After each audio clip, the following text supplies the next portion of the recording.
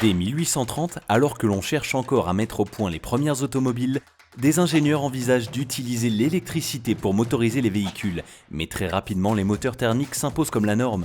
Si aujourd'hui le mode de propulsion électrique revient sur le devant de la scène pour accélérer vers une mobilité décarbonée, son développement est freiné par l'autonomie des batteries et par les temps de chargement qui prennent plusieurs heures.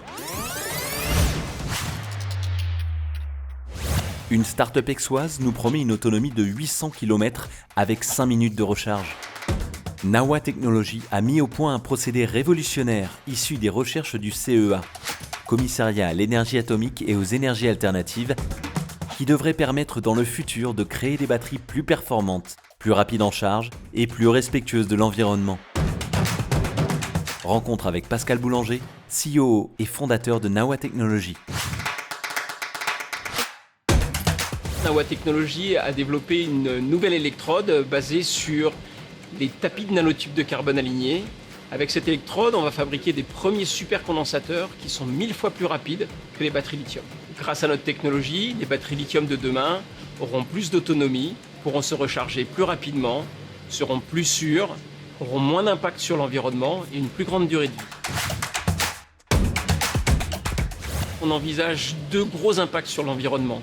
Le premier concerne les matières premières. Notre technologie a moins besoin de lithium, pas besoin de cobalt et est facilement recyclable. La deuxième application, le deuxième impact, c'est le fait qu'on va fabriquer des batteries plus légères. Donc on pourra alléger le poids des véhicules et optimiser la consommation.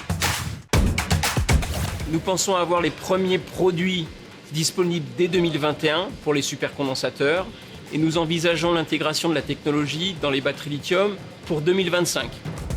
Le secteur des transports est responsable de 29,7% des gaz à effet de serre, et particulièrement les voitures des particuliers, qui à elles seules polluent plus que l'ensemble des poids lourds et des véhicules utilitaires. Si la dynamique de pénétration de la mobilité électrique à moyen terme reste soumise à plusieurs incertitudes, il apparaît désormais très probable que le véhicule électrique devrait se développer fortement au cours des prochaines années.